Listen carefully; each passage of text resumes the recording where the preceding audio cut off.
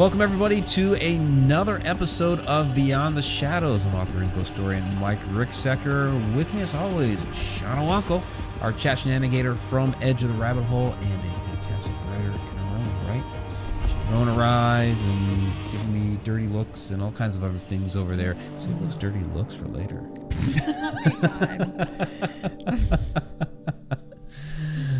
Yeah, so... But it is this fantastic chat shenanigator over here and a writer in her own right. Two rights at once. So, yeah, she came up with this question earlier while we were kind of sitting down talking about the show that we're going to be doing tonight. We're going to do something else. We're going to save it for next week. But she asked, hey, could a house become a tulpa? You know, with all that energy that builds up, could it really become its own entity? So... just real quick, tulpa is a thought form entity. So the basic concept is that a number of people could even be like a single person could do it according to like Far East Buddhist concepts, but we generally attribute it to many people forming up the same thought about something, and then some entity kind of latching on to that thought form, and then taking the identity of that entity that they've been thinking about and running with it. So a lot of people attribute this to Slender Man. That Slender Man, yes, while it was completely fiction in its origins, was part of a Photoshop contest, that perhaps because all these people were throwing these different things out into the ether, that there was an entity out there that latched on to the idea of Slender Man and became an actual entity. But with Shana, she's asking, okay, could a house possibly do this? Or could it possibly happen with a house? And, a couple just to throw out there. I have some photos. We'll get to some photos here. The Winchester house is one. A lot of people talk about the Winchester house, its different rooms, all the crazy things that go on with it, and the hauntings that are there, and perhaps the energy over years and years, from Mrs. Winchester years ago, but now other people who have been there and are providing their own energy to it, has it developed its own identity, really? So, Shana, this was kind of your question, so you want to go ahead and dive into this a little bit here? Well, I'm not saying that, these movies are true, because we know that they're not, even though some of them are based on, actual places and stuff like that. But, and the reason that I've had this question in my head for a little bit now, because we watched, Mike's finally saw Rose Red. Yeah. I still love it. And then Hill House. Yeah, so that's the actual house used for Rose Red, which is in Washington State, and then Hill House. Yeah, they're both movies. Right, they're both this movies. One's in Georgia. But the concept, well, like with Rose Red, Ellen Rimbaud, the house was built on top of Native American land, so there was that. And then there's all of these people that died at the hands of Winchester, or of Winchester. Technically, it's like a Winchester spin on it. Yeah. I mean, they based a lot of the stuff off of the Winchester house, for sure. But they're rivals, and so in order to appease the spirits, she had to keep building. And even after she died, everybody died. This house ate all these people. But then you could still hear the house in the movie building. So it's like the house had taken on its own. It basically became its own entity. Yeah. So the house was building itself. They literally talked about the house eating people. Yeah. So, what if, the house used to be just a house haunted by spirits, but, now the spirits are still there. But the gist of the story was that the house had started acting up again, and it has started building again. So, could a house, and like with the Haunting Hill House, it had basically taken on its own, persona. There were the main spirits that were haunting the place that were kind of adding fuel to it, but it was almost like both places, at least in the movie, had taken on its own identity. So could a house act as a battery, and the more energy that it takes in, could it basically become its own entity? Like it doesn't even need, spirits to haunt it anymore, that it could like do its own thing. Yeah, the same idea, and I know you haven't seen this show, but the same concept was used for the show Lost, where it wasn't a house, it was an island, and the island had it was basically a character in the show. Rose Red does that, where it becomes a character in the show. I guess it was a mini series. Yeah. The Winchester House is supposed to almost be like that. And they did have the movie, the Winchester. Was it just called Winchester? I can't remember. Winchester. Yeah. And so basically, so the house has become its own entity. It's fueling the spirits that are there, and it's almost like the house, the building itself, is the main protagonist, and the ghosts, the spirits, are almost like supporting the supporting cast, but the main protagonist is the building. Cynthia Gerodius asked down there, would the Amityville house be a tulpa too? So ironic that you ask that, because we actually have the Amityville house here, because when we had Ricky Rocket on a couple of weeks ago, we talked a little bit about the Amityville house. He's friends with Ryan Katzenbach, who did the Shattered Hopes series, which was really, really good. It's hard to acquire these days, but if you get a chance, I think there's a way to watch it on Vimeo. If you get a chance, check it out. It's really good. Our friend Alexandra Holzer was a part of that as well. And so, Ricky, and I know he's a legend tripper, not necessarily a ghost hunter or anything like that, but it doesn't have to be. He's been interested in this for decades, ever since he was a kid, and he was actually going to the Amityville house and checking it out back then. That he made an excellent point that, if it wasn't haunted then, with all the energy that people have been focusing at the house now, that it probably is now, because of all that energy everybody keeps throwing at it. So, and it makes a lot of sense, if it's the same idea with the tulpa. If all these people keep throwing energy at it, it kind of takes on its own life. With the tulpa, usually it's like another type of entity has decided, okay, there's all these people out there that are throwing these thoughts out there, that are throwing this, we call it energy. Let me actually become that, because these people are wanting that. So can a building do the same thing? And we talk about haunted cars too, so it seems to make some sense. So there's another one here. So Robert Hanna, like an entity that can possess a house. Yeah, kind of like that. So I guess the house would become the entity, or the entity ingrains itself in the house. It's kind of hard. I don't know. Yeah. It was whenever I was thinking about it, how to explain what I meant, but it's like the spirits are still there, but it's like the spirits and the people that have come into contact with these spirits have, since added so much energy into the venue itself. Like people have their own, vibes, objects have their own vibrations. A house, would do the same thing. So would the ground. Right. So if everything is just adding fuel into this place, why, would the house even need the spirits to have anything going on after that? So Megan Talbert says, but current homeowners of Amityville say it's not haunted, so can a tulpa be destroyed if it was once created? Well, I'm going to be very frank about that. I think they're full of shit.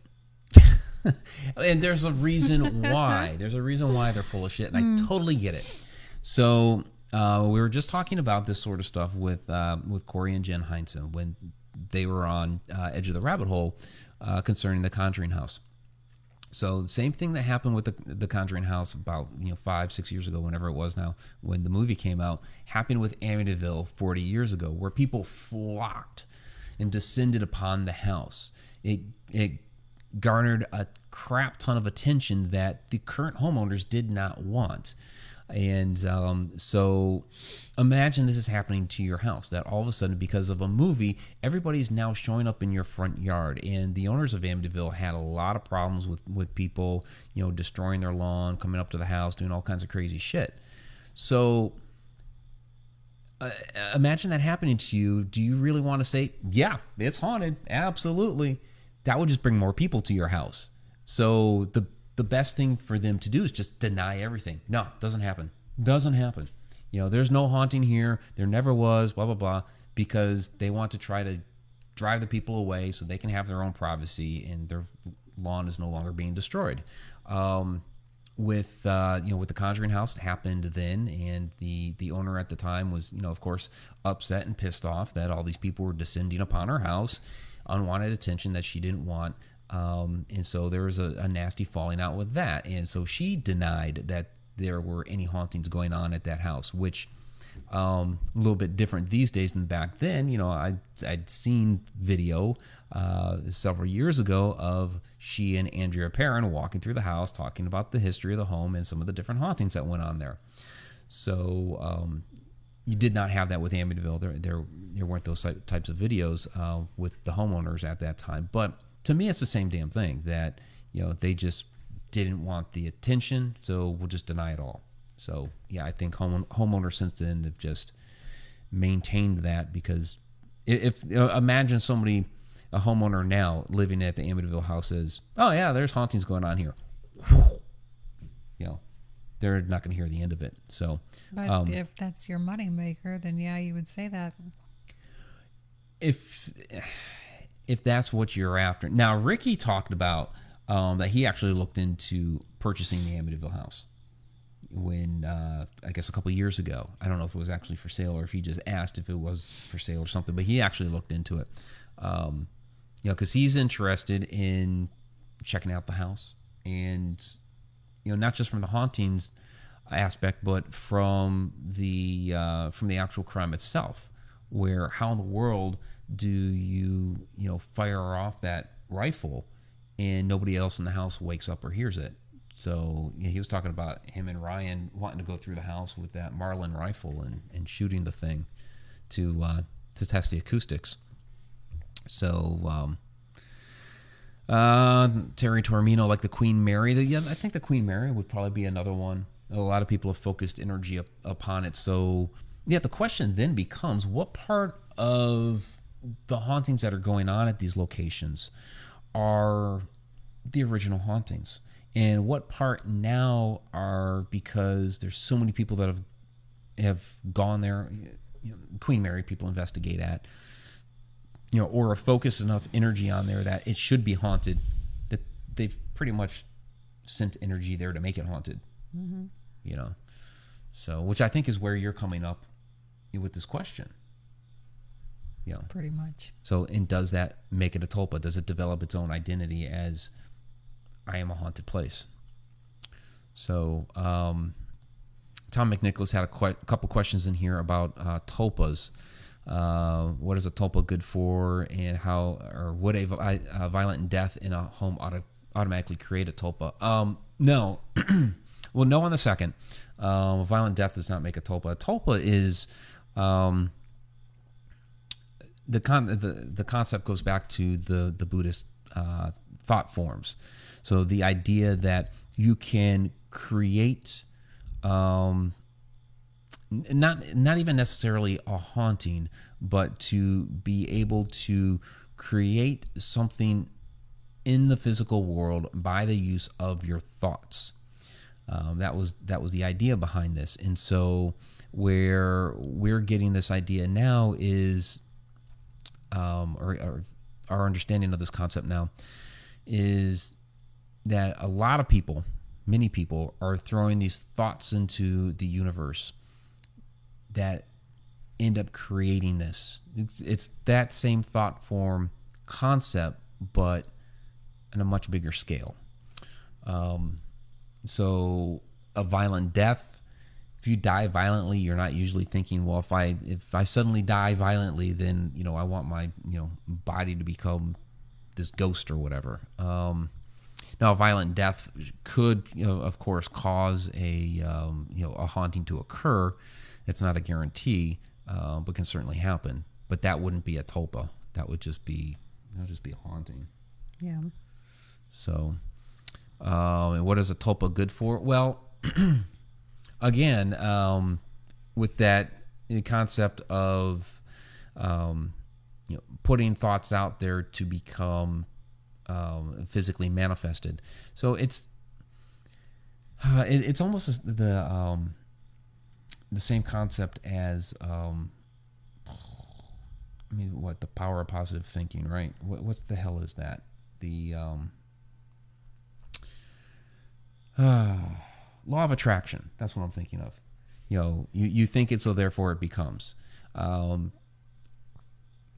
So that's kind of the same idea, that you're thinking this to physically manifest something.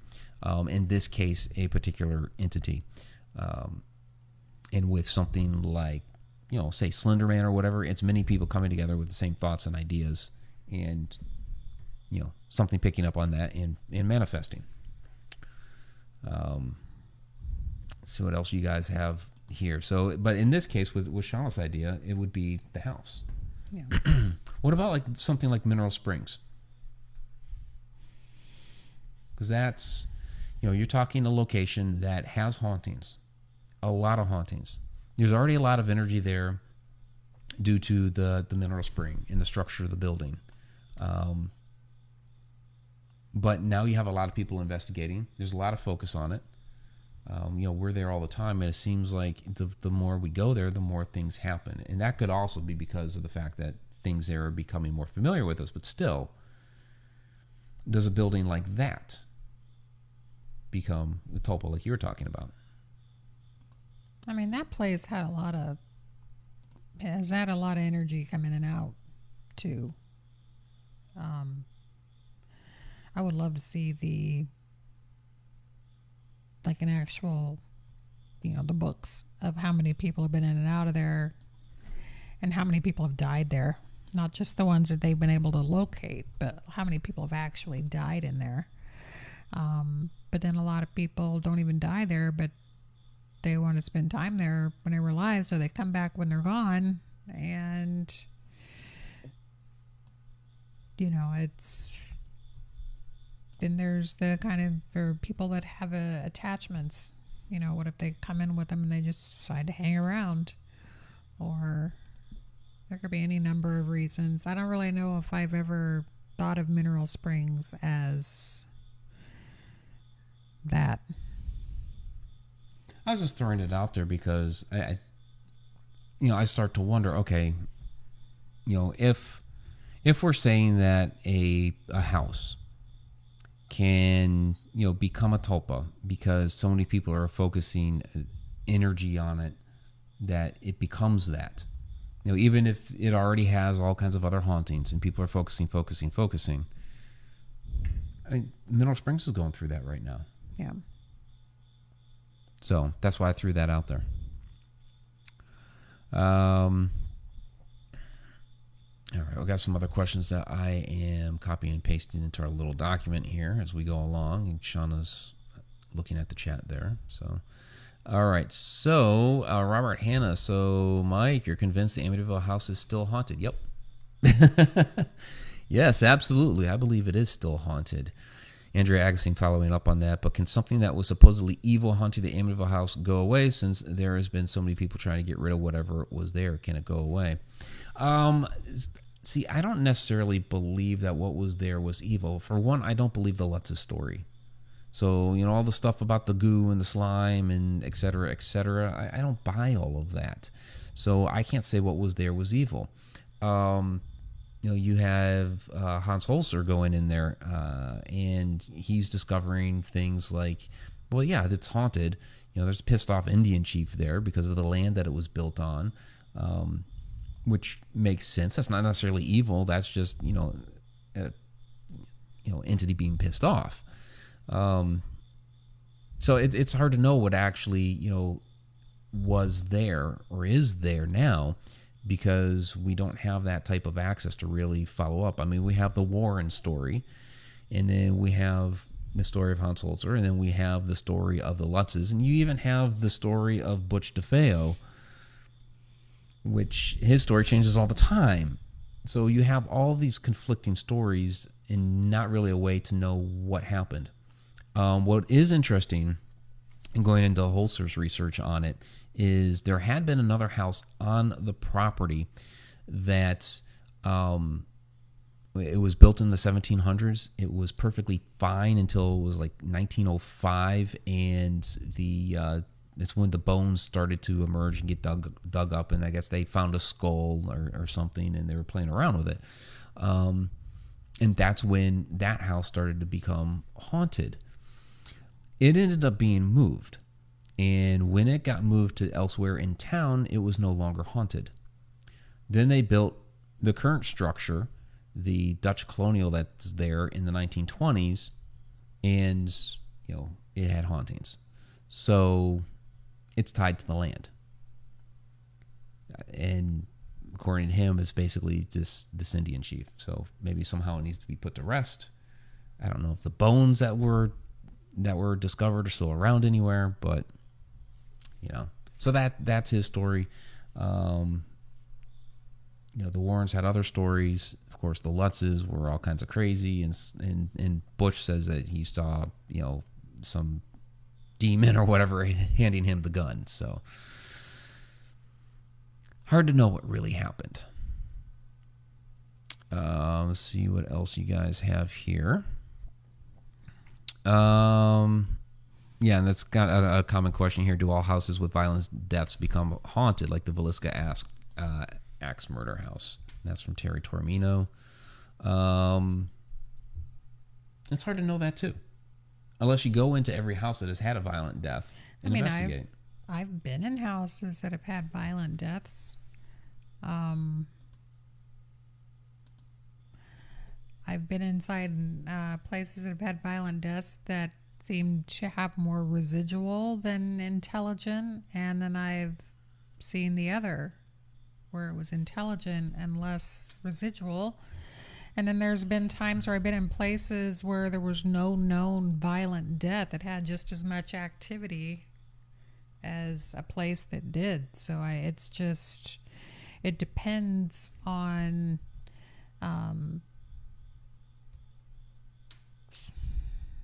I can't really say for sure one way or the other. I've seen it happen these different ways. So it's just the right energy at the right time, at the right place, I guess. I don't know, because I've seen it both ways. Yeah. I've seen no reason at all for a place to be as haunted as it is, and then even going back to see what was there before it. And then there's other times where I've seen a place and be like, oh yeah, I bet this place is haunted because of this that happened there. And then it'd be like, and it's just like totally quiet. Yeah. Yeah. So. Yeah, and then, you always have those, you can't make the paranormal happen on demand. So you'll go to a place that a lot of those things happen, should be haunted. People do report things, and you go and nothing happens, and nothing happens, and nothing happens. But then one time you finally get something. Yeah. It's crazy how that works. Yeah, it could just be, what's haunted for one person. Wow. Wait a minute. What am I looking at? What? I was drinking my coffee. I didn't see whatever you just saw. Oh, it was a pretty bright twinkle, but it happened about the same time you were drinking your coffee, so I don't know if there was a reflection. It was bright. Although, I will say, Marcellus Walensky asked, could your studio there become haunted because you're bringing so many of our energies together via internet connection and paranormal subjects? That's it. Haunting by internet. There's stuff that happens in this studio. But we've seen a couple little things or heard a couple little things. Some of it you just don't know because, there is an alley right behind us. We've seen some of the twinkles. We've heard footsteps behind us at one point. Yeah. So Molly doesn't really haunt the studio as much as she just haunts me. So, And I don't really think of her so much of a ghost. She's kind of like my friend now. So Yeah. like my mom, my Molly, I guess. Molly. I don't know. So Megan Talbert comments, I can agree that if there is an urban legend and enough people believe that the creature can then become into existence. Likewise, if there is a ghost story that is attached to the location, the ghost or entity is created, thus building land becomes haunted by that tulpa. So maybe the house isn't the tulpa, but the entity energy is. Yeah, I mean, that's kind of the concept that, the ghost stories, have amassed for so long that that something there takes on the persona of whatever's going on.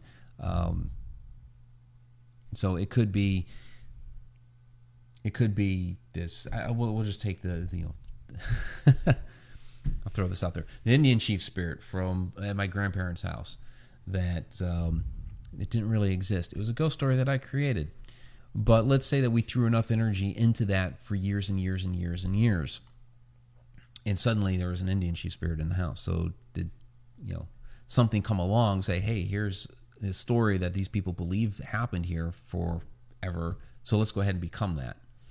But similarly, I think like with a structure, with a building, if you're always having stories, let's say the stories are always, you hear these footsteps all the time, and the doors are opening and closing on their own all the time. So does something come along that energy keeps being put into that even if those things never really happened, that there wasn't ever really a spirit there doing that before, maybe there is now, because everybody's believed it for so long that all that energy has been focused and boom, we made it happen. So interface death. Yeah, that's my question. That's the reason for this show. What's okay, that's Justin. So I see it. From Justin Brown, interface death. Do you guys believe houses can develop their own consciousness? Can psychics communicate with them like spirits? Can this ghost house cause paranormal activity to occur within the home? It's kind of what I was just talking about with the footsteps and the doors closing. I mean, that's that was my, I don't know if you were here at the beginning of the show or not, but that was my question, after rewatching Rose Red and then the Hill House, the series thing that was on,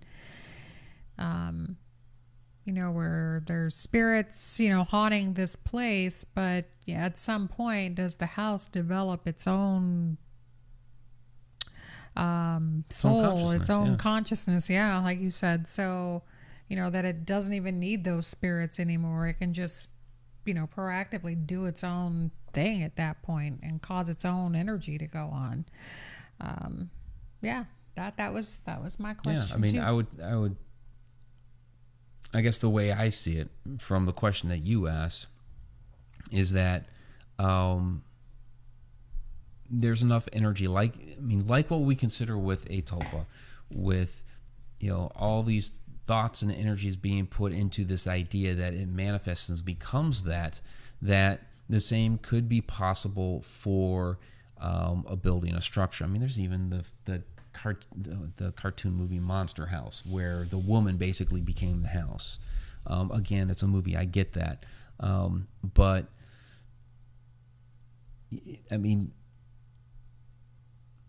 it's you're kind of giving life to an inanimate object. But people believe this with their cars as well, that their cars actually develop a consciousness, or they have feelings or whatever. And there's something to that. You hear stories about people that they don't want to piss off their car. They don't want to say mean things about their car, because then their car will suddenly break down. But did that. Yeah. But if you're nice enough to it, then the book and the movie by Stephen King, Christine, is like to the nth degree of that. But there's a lot of people that do believe that your car can develop its own personality and almost like a soul, like that, its own consciousness. Now, it's not the shadow here is not going to suddenly turn itself on and drive out the garage door. But if you give enough energy into that thought, would it happen?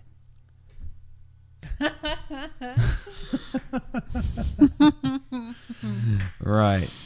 So maybe it could become a kit car from Knight Rider.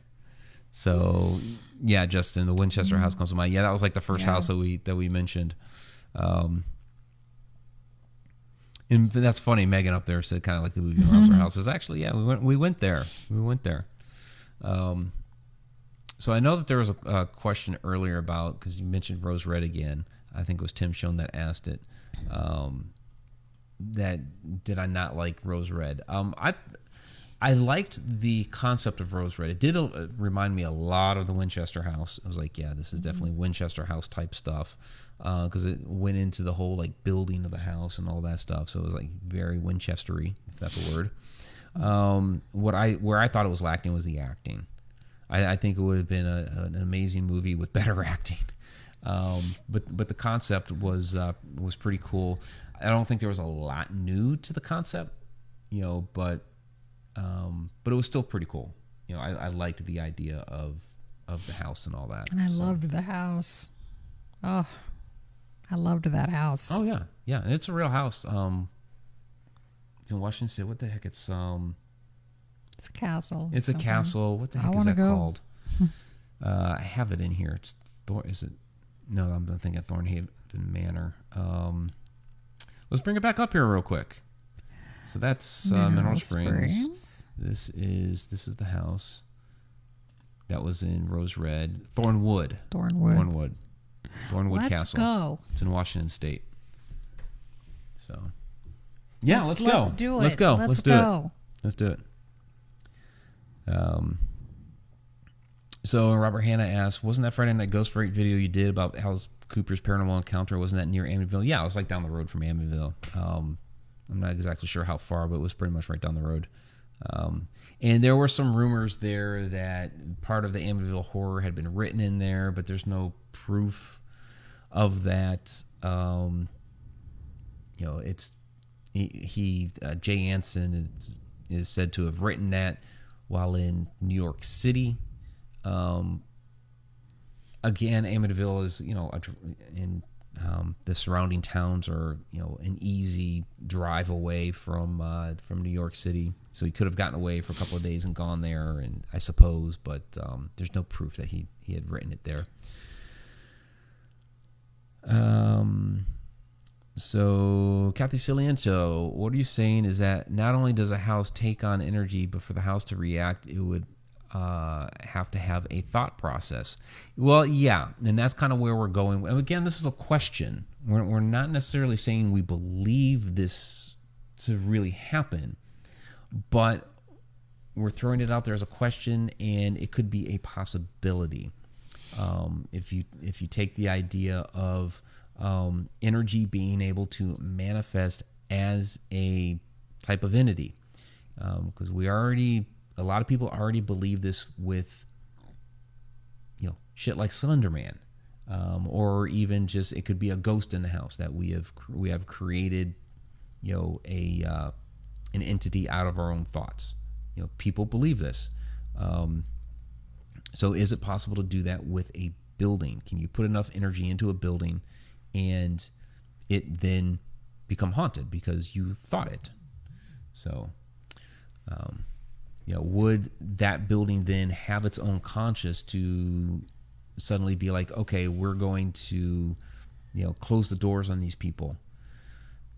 Well, I think that if we observe something like that, we're standing in a room and we suddenly see a door close. It could be the wind, right? But we may think that it's also a spirit that's there, and that's probably the route that we would start taking. Is that okay? If we can't explain it as the wind or somebody stepped on a floorboard the wrong way or whatever, and we start going down the route of something paranormal, then we're probably going to start thinking it's a spirit. But could it also be the building itself saying, "I want to shut you in there"? I don't know. What do you think, Shana? I got distracted by the practical magic comment. Oh, jeez. House and practical magic would be a dream house. I thought that was an actual house. Like, well, I don't know how much of it was set. I'd have to look up. But I thought that I saw something here a little while back that the Practical Magic House was for sale. So I'm kind of interested in it. Not that I would I'd have to move look there, up where but that was. But I always liked the atrium in that. oh yeah, it's beautiful. Yeah. So, all right. I'm just looking through the chat here, see what you guys have. And everybody seems to be rewatching Rose Red. I wonder if that's because you mentioned it the other week, or if just, or it's the collective unconscious. Everybody's picking up on it. We should be watching Rose Red. It's that time of year, you know. But man, I love that house. Oh, and I love that movie. Oh, it's definitely a cool house. So, and if it were to become, it probably is haunted. It's just it looks like a haunted house. Oh yeah. And so, and you know, and that's kind of the thing. I mean, do enough people look at a house and be like, yeah, that looks like a haunted house, and it becomes haunted. Yeah, because I say that about like the Stone Lion Inn all the time. That, you know, you look up at it and you're like, that just looks like a haunted house, and it is haunted, but has enough of that energy of people walking by and being like, it's a haunted house. And how many times have we, like, even as like kids, like attributed just the look of a house to it being haunted, and maybe it never was haunted to begin with, but then with enough people saying it's haunted, it's haunted, it's haunted, it's haunted, that it becomes haunted. Yeah. You know, again, that kind of law of attraction sort of thing, right? So it very well could be. Or like the haunted forest. You know, it never was haunted, but we said it was haunted so many times that it became haunted. That we sent enough of that type of energy to a place that it became that. People go in, you know, to a forest like that, and then they're like, oh my God, I'm so creeped out right now. And then your mind starts playing tricks on you. What was that? I feel like I'm being watched. Did you hear that? You know, could wake somebody up, could wake something up that was just kind of dormant. Or you're feeding more energy into, you know, the atmosphere, and then it develops into something.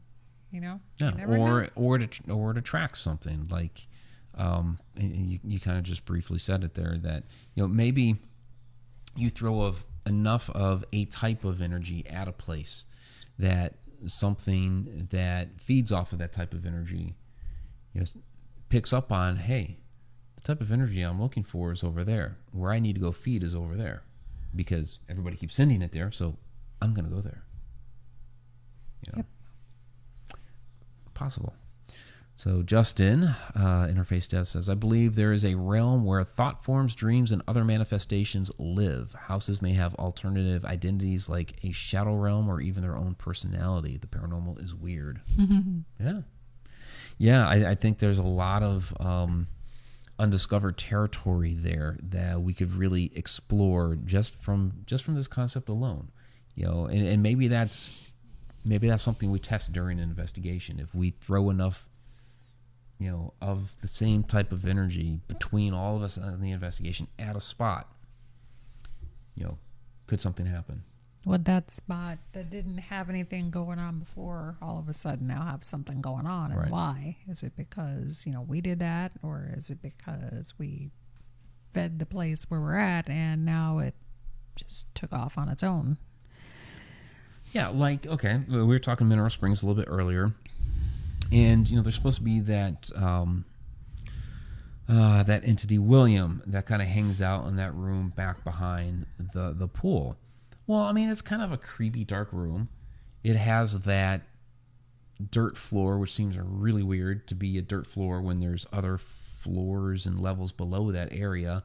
So it's just, you know, it's not level. It's kind of off kilter. It's almost like notched out of the hill that had been there or something. It's just really a weird area. It's dark, and so because of that vibe that's back there, just from it, I don't know, just not having enough light. Did everybody that crossed paths with that room, and it was just like, that's kind of a dark, creepy room. It's kind of a dark, creepy room.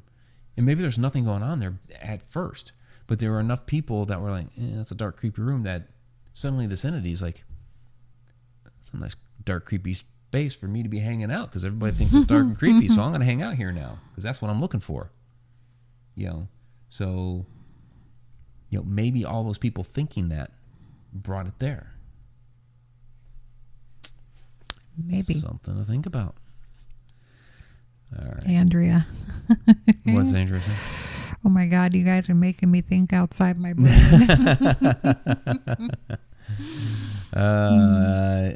It's when we try to think outside the box here, because there's so many different, this field, some of it.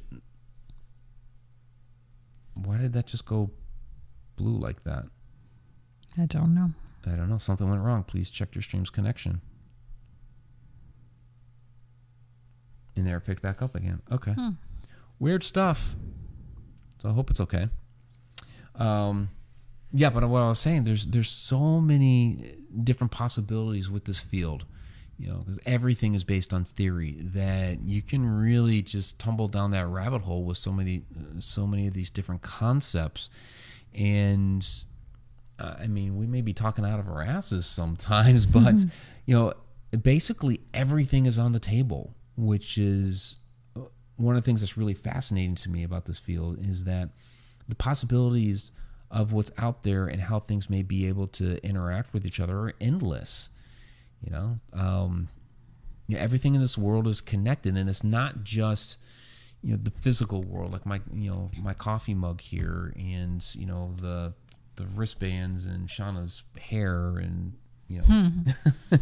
and Ichabod Cranium back here, and Ghosty. It's not just all the physical stuff that we see with our eyes. There's other planes of existence here, and all of that's connected with us too. Even light years away from us, some other planet, some other solar system, another star somewhere, all that's connected to us here too. So everything's on the table.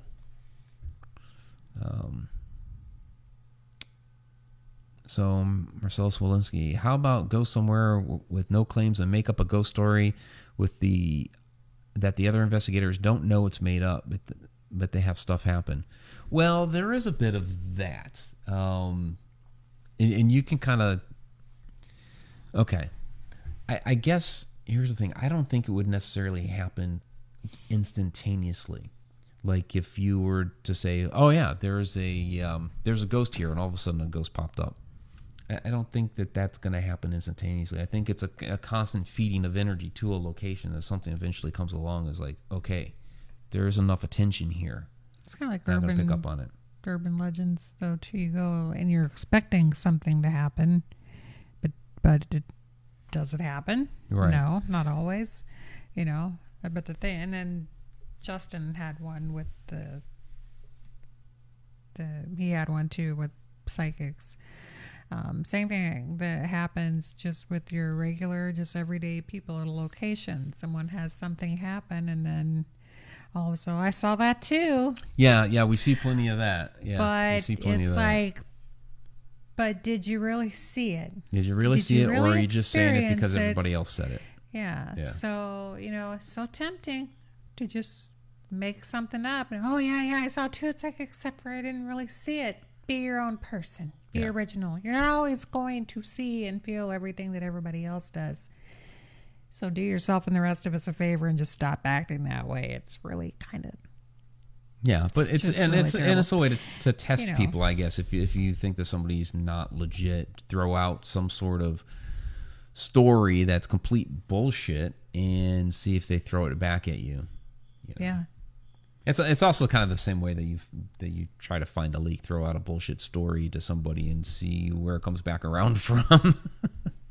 It's okay not to experience stuff that everybody else is experiencing. Maybe you're just not meant to experience that particular kind of energy. Maybe it's your subconscious's way of telling you that you're just not ready to process that right now. So maybe you're meant to experience something else totally different. And then maybe you experience that and everybody else around you doesn't. So just be open to everything. But, sometimes it's hard to not react the way that everybody else, like the chain reaction. Sometimes I guess it's difficult, but you still have to have your own experience. You still have to, be honest with yourself. It's not good to lie to other people either, but it's definitely not good to lie to yourself. Just be honest. This field has a lot of dishonesty in it anyway, so do yourself a favor and at least you be honest, so that way you're not full of shit. There you go. There you go. There you go. Boom. Yeah. Kathy Ciliento, they say objects are possessed by a spirit. Now they are objects like a doll, a painting, etc. So this makes me think if objects could also have its own energy, not necessarily be possessed by an entity. Objects can certainly have attachments.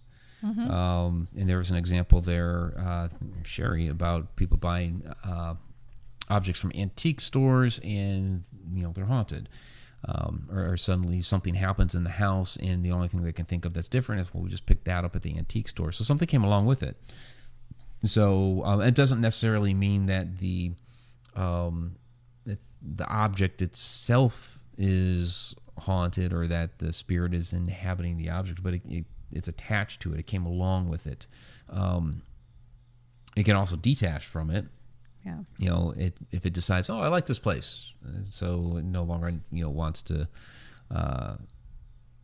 be with the object that it came with, that can certainly happen. So there are haunted objects, and usually it's just something is attached with it for a variety of reasons. I keep throwing this out there with Robert the Doll, because that's a very famous because you're talking haunted dolls, it's a very famous one, and I tend to believe that it's not the doll. Like when he first got the doll, when Gene first got the doll as a kid, I don't necessarily believe that the doll was haunted then, and that it's been its own spirit or entity this whole time. I think it is now the spirit of Gene that's attached to it. If there is a haunting, if you do believe it's haunted and it has something with it, then I believe the attachment now is Gene. But I think back then, all the things that were going on with it, I think was also Gene. Yeah. We put that video out about poltergeist activity the other week, and I think that this is one of those types of PK manifestation when Gene was alive, that it was focused at one specific thing, and that was the doll. And so with his psychokinesis, the doll was able to move around and do different things. And then when Gene passed on, his spirit attached itself to the doll and is with it. So it's a different viewpoint than most other people take, but that's from going over the case, that's what I believe. Very different. A lot of people are telling you amen, sis, and stuff like that down there for everything that you were saying a little while ago. So Andrew Helton brings up the stone tape theory. Stone tape theory is no specific if it's plausible that energy recording couldn't be from someone living at the moment. I mean, it's hard to tell because it's playing back. The question with the stone tape theory is what is the catalyst for starting the playback? And I always like to throw this one out there.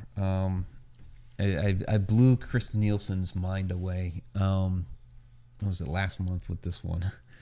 The idea that, residual haunt, if you're talking stone tape theory and residual haunts, that a intelligent spirit, that we interact with, do EP sessions with, and all that, could actually watch its own residual haunt, since a residual haunt is just a capturing of energy that plays back.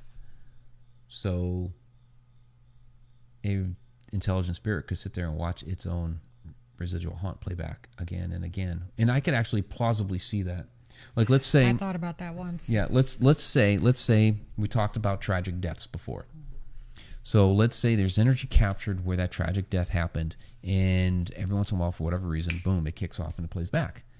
Well, perhaps the spirit of that person did not move on. It's still there at the house or wherever this thing happened, and it horrifically gets to watch its own death every once in a while. terrible to think about. But I'm going to write a book with that twist in there one of these days. So interface death. Yep. And kind of going back to Robert Hannah's asking if you find and buy items at thrift stores, spirits. That's kind of the same thing we were talking about the antique stores. Andrea Agus saying wants to visit Robert the Doll and hug him with permission. Bree Jones, would this be somewhat like a Horcrux? We leave a bit of our own energy behind because we were heavily focused on it. Just a thought. Well, I mean, that's you getting into Harry Potter stuff here with the Horcrux, and you're actually with that you're splitting the soul is what that's supposed to be. So, it's very dark magic here that we're talking about, Harry. I don't know if there's a way to split your soul like that. Now, there are different concepts and theories about that we do have bits of our souls playing out in different parallel universes and stuff like that. I don't even want to go down that rabbit hole right now. So because I don't know how that works. Because I already have a hard time with parallel universes. Not so much parallel universes as much as the multiverse. That's I guess I will say that's the one that I don't quite buy into is the multiverse. Parallel universes. If you're saying from wherever that is, the place we're supposed to go when we die, before we get reincarnated into something else. If from there you're kind of overseeing, let's go into, okay. Let's say it's all a fucking game. It's all a game. There are multiple games. You're sitting down there on a couch and you've got like 5 different screens going on and they're all different games, different worlds. Okay, and you've got one character in this world, one character in that world, one character in that one, and one, right? So they're all connected to you because you're all playing the game. Those are all parts of your quote-unquote soul, okay? Would you, in one of those, be able to like just suddenly split your character into 2 and have them into 2 different things at a time? The Horcrux, what was it, 7? I don't know about all that shit. I don't know. And just went way off the deep end there. Yeah, Justin was talking about the best way to test. A good way to know if 2 people had the same experience is to write things down when they happen instead of saying it, then compare notes later. Oh, I always mention, hey, you should be taking a notebook with you on an investigation, and nobody does. Yeah, I forget to half the time. It's hard. It would be, and it's good advice, but it's hard to break the habit of not saying whenever you react. The only time that for 30 minutes I had experiences that I didn't say a word to anybody was in the cafe when we all did that modified version of what Gonsfeld is actually supposed to be. Your Gonsfeld, Every single one of us wrote down our experiences and then we compared notes. And a lot of us had the same experiences, but there was a repeating theme that all of us were experiencing, but then others of us had different experiences that were not shared. So some of it was similar and some of it was not.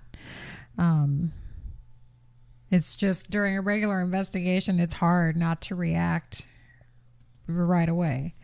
I get snuck up on, sometimes and be like, ooh, and it just, you have a very visible reaction sometimes. It's just involuntary reaction. I'm not expecting it. And then it just, from out of left field, here it comes, and it's hard not to react. The only, it would be easier to not react to, like, if you hear voices or if you hear stuff like that. To me, like the physical stuff, I am always going to react to that because it scares the crap out of me sometimes, especially if I'm not expecting it or I don't feel or hear it coming before it happens. So, but like hearing, words I could probably train myself to, just write it down, and then save it for later. It's like, oh, okay, well, at this time, whenever we were in this room and I heard this, did you hear this? But then at the same time, you would have to be, taking notes and like. Everybody would have to be very disciplined about it. Yeah. Yeah.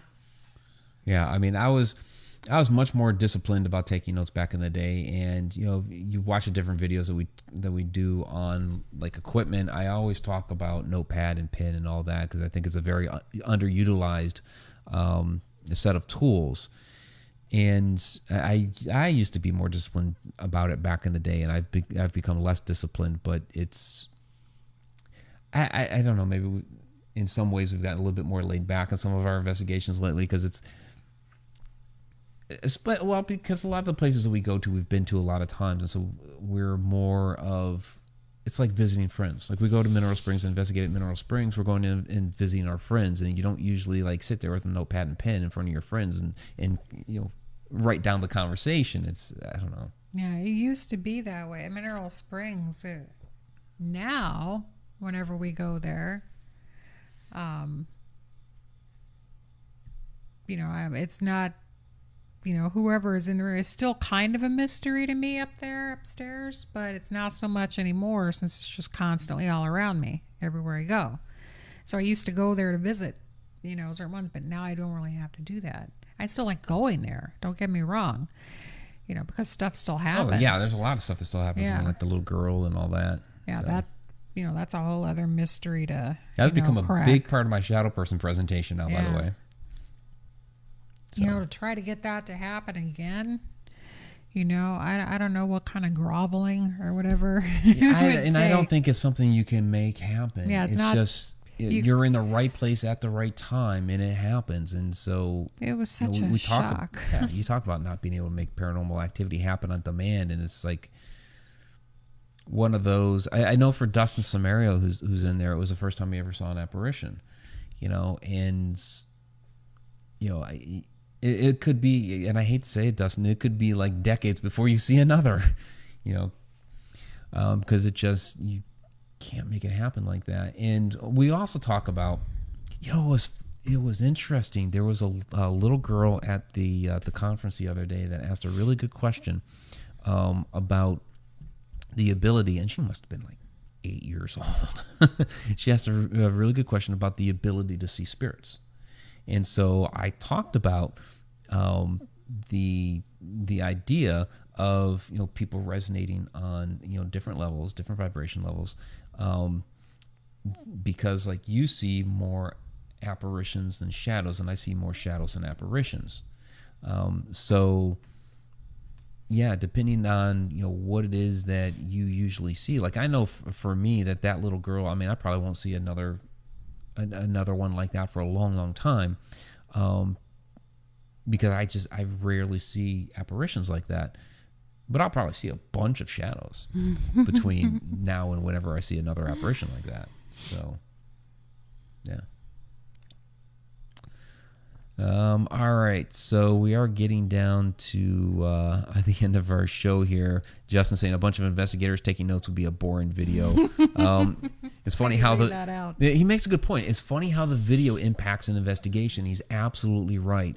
Because when the camera is off, we do act differently in the environment.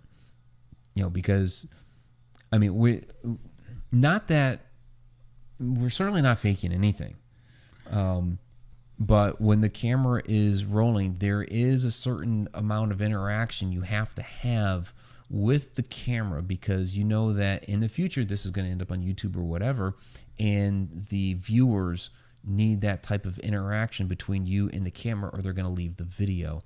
So it creates a different environment there while you're investigating. So when the camera's off, it is different. So, and when we saw that little girl, there was no camera rolling at the time. No. Which we've caught some flack for the story because of that. It's like, why was nobody running a camera? It's like, we were just up there in Pearl's room, kind of hanging out, doing our thing. Honestly, it was a public investigation. Yeah, we don't typically roll film during a public investigation for one reason. Only if we're doing like maybe a walkthrough type video. you know. But because to me, I think not that public investigations are a bad thing, because they're always for a good cause. They're usually to raise money for the venue or for a cause and stuff like that. So for that reason, public investigations are a good thing. They're a good idea. But to experience intelligent activity is not always going to happen. I feel like it's because there's too many people all over the place doing all different things. You know, some of them are over here in one room asking this question, some over here asking other questions. If I were a spirit, I'd get the hell out of that room. There is too much going on for me. And then, you know, this has lights, this has bells and whistles. This sounds like a radio station coming in, and it's just, there's too much noise on a paranormal investigation, on a public investigation like that for me. So I don't really go on them. You know, I prefer a small group, you know, on the same page with the same investigative style, you know, understanding that, you know, we're going to try this method first. We're going to try this method and be on the same page. I really believe that the reason that we get so much of the activity that we get is because we strip things down and we're one-on-one with spirits, like we're sitting here talking to you guys, or like I sit here and I talk to him, and vice versa. You know, they're being treated as people, not as pets that we're trying to get them to perform tricks for us so we can post it on YouTube later. That's not what this field is about, and I think it's so sad that that is what it has become. But anyway, I'm done venting. I did not mean for it to go there, but that's... You say that even though we do post the videos and everything, but Yeah. I mean, it's more of, I mean, we're sharing our experiences, we're sharing our journey you know, with everybody. And a lot of people want to be able to see these different locations and see what other people may be able to get. So we share those experiences with everybody. And Tom McNicholas makes the point that, you know, during that investigation, when we were there looking at her, we all froze. And it's like, Yeah. you're not thinking of, let me get out the camera real quick. You're just not. Your focus is on, holy shit, I see a little girl. And, you know, for me, you know, I saw, because I was the first one in the hall, I saw the whole thing start from the beginning with the billowing of the black smoke and the shadow that actually morphed into the little girl. So for me, especially for me, with doing so much about, you know, shadow people and things like that, you know, seeing, okay, here's a shadow that's actually morphing into an apparition, and seeing that whole process, because it was something that years ago I said, you know, these are two different things. Shadow people only, and then human spirits are human spirits. You know, there's, you know, shadows can't be human spirits. I've thought that for a long time, and then talking with a number of people over the years, you know, Rob Guttrow and I have talked about this a number of times, and, you know, having experiences where there are shadows that, you know, are people, they're humans that are, you know, trying to manifest or make themselves known, and, you know, they can't quite do it all the way and not have enough energy, whatever the hell the, you know, concept may be, because it's all theories, but they can't quite fully manifest, and they end up looking like a shadow. And so over time, it's like, okay, fine. I buy that idea. I get it. I can buy that concept, because there are some different interactions that are like, okay, it could have been a human. But then I finally saw with my own eyes a shadow, you know, become an apparition, a human spirit. Now, I still believe that there are shadow people that are not human at all, interdimensional being. So this is like beyond the concept of the show, but yeah. Yeah, okay. There we go. Off of my soapbox now. Andrea had a question about if spirits can see each other. Yes. Yeah. Yep. They can, and they can talk to each other too. Yep. I've got audio evidence of spirits carrying on a conversation with each other. So Yep, so do I. I mean, one of my early EVPs from Oklahoma, you know, to at least two, we don't know exactly how many were there, spirits saying we shouldn't talk. That's the EVP. We shouldn't talk. You know, so they're basically making plans that they're not going to interact with us during the investigation. That was at the very beginning, and sure enough, they didn't interact with us that night. It was a very quiet investigation. So, but yeah, I mean, we've seen that, and even we were talking about Hans Holzer earlier. You know, one of the book Yankee Ghosts that stuck with me when I was a kid. One of the stories out of that book that stayed with me for a long time that I always remember. There's a bunch of stories in it, but the one that always stuck out to me was the story of this little girl that was there in this house. It was very sad to me that, you know, she was there, but she wasn't alone. That there was a woman spirit who was not her mother that was there, and had decided to stay around and look after this little girl, because this, you know, little girl was there at the house forever. And so this other woman spirit that I think she had died years after this little girl. They both lived at the house at different points in time, but she decided to stick around within that house and look after the little girl spirit. I want that so bad. For every time I come into contact with child spirit, I hope that that's the case everywhere. I want that. I want there to be like a paranormal babysitter or nanny or something. Yeah, you know. She became like the foster ghost bomb. Yeah. Yeah. I love that idea. It makes me feel better. So, all right, everybody, we need to wrap it up here. We are past our hour. It's late. My throat is getting, I mean, you could probably tell it's getting a little froggy here. So, all right. And hey, Justin, appreciate that. He says Mike and Shana are some of the most honest, down-to-earth people I know in the para field. I respect them. And we respect you as well, Justin. Justin, you always bring some really thought-provoking questions to this show, so I always appreciate that, my friend. So, all right, let's go ahead and wrap this up.